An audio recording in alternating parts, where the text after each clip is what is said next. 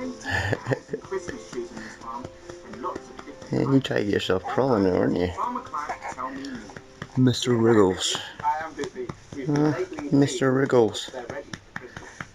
So how long have these trees taken to grow this big? It's taken 9 years to grow. That is a long time. And how do these festive trees start life? Would you like me to show you? Absolutely. Let's do it.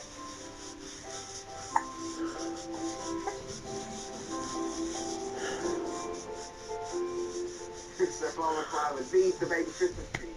Yes, we call these saplings. Hey little guy, look at you go. Huh? Look at you go. You trying to get into the farm? Is that where you try to run to? Huh? These little legs.